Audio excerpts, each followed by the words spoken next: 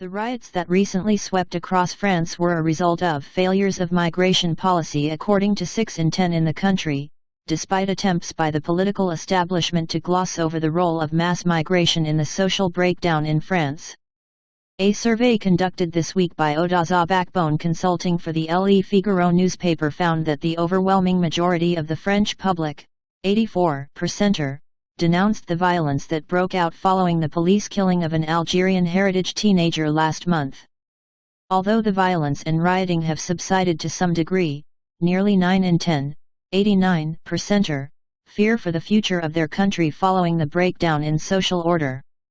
While establishment figures, such as former President François Hollande and Interior Minister Gérald Darmanin have attempted to cast blame elsewhere, a firm majority of the French, 59%, openly stated that they believe the riots were the consequence of the failures of our migration policy.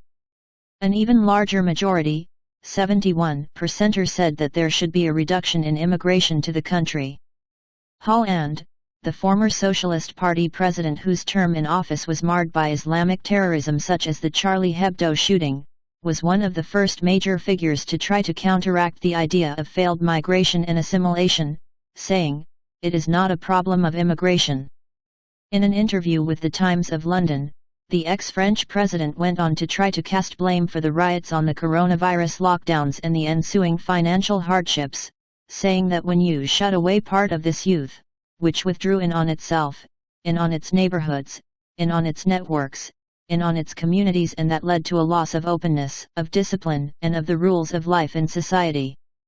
This made part of the population poorer, and so when there was the unleashing of violence, there was also a desire to go and get goods that you cannot buy in ordinary times. It was not a politically structured social movement, it was an opportunity to break into shops and take everything inside, the socialist politician added.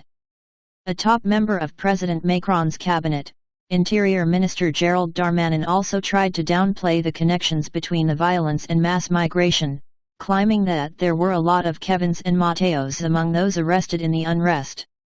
Darmanin went on to claim that 90% of arrests were of French citizens and that the real issue was young offenders, not foreigners. However, many criticized this claim as misleading. A core tenet of the French Republic is to be officially color-blind, meaning that the government does not collect detailed racial statistics for those living in France. Unlike countries such as Germany, which will record if a citizen has a migration background having at least one foreign parent, France does not have a firm idea of exactly how many would fall into such a category in the country. Therefore, the Interior Minister's claims of 9 in 10 rioters being French has drawn considerable pushback. Stéphane Roses of the Paris Institute of Political Studies criticized Darmanin for spreading ambiguities. These riots will in any case settle down, but as the problems remain, these riots are a symptom of the disintegration of the republic for which the rulers are the first responsible. How Algeria intervened in these riots shows the instrumentalization of anti-French sentiment both on their own soil and on ours. The Islamo-leftists are the main accomplices, he said. Political columnist Vincent Tremolet de Villers also took aim at the assertions, stating, "No one seriously believes that there is no link between the immigration policy pursued for 40 years and these riots." Marine Le Pen also blasted Darmanin, saying, "It is a false reality. He knows very well that an ultra-majority of people involved feel foreign or are of foreign origin."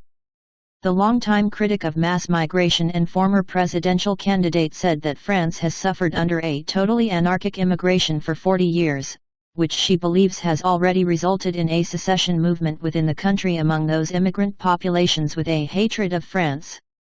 The breakdown in cultural cohesion has been a boon to Le Pen and her National Rally, RN, party, with a poll from the Democracy Institute of 1,000 French voters conducted during the height of the riots last week finding that 51% would vote for the populist leader over President Macron, who mustered 47% support.